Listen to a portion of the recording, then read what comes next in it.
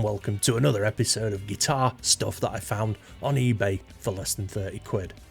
God, I really need to think up a catchier title. So, every week I buy something off the eBay that's guitar related for less than 30 quid. Then when it gets here, I'm going to tell you all about it and do a demo and stuff. It's great, everyone's a winner. You get to see some affordable gear and I get a pedal or something. I'm not going to lie, this is probably going to be mostly pedals. Today I have got a Behringer Vintage Phaser. I got this from eBay and I paid £26 for it. Full disclosure, I used to have one of these guys a few years ago and I sold it and I regretted it ever since. I love phaser pedals. I'm a phaser guy. Guitar players don't use phaser as much as they should these days. That's just my opinion.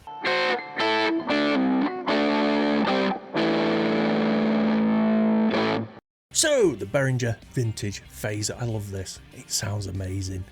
My only beef with this is the gigantic metal box it's in. I mean, I've got no beef with metal boxes, but this is pretty big, I mean, compared to a smaller pedal anyway. So, what's the deal with the Behringer Vintage Phaser? Authentic and classic 3-dimensional phase shifting, the Vintage Phaser VP1 provides everything from whirling speakers to impressive jet plane effects.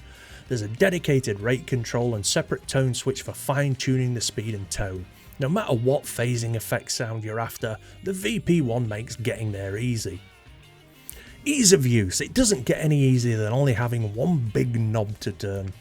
With the VP1's rate dial and tone switch, you can harness any degree of phasing from a slight warble to an all-out tremolo.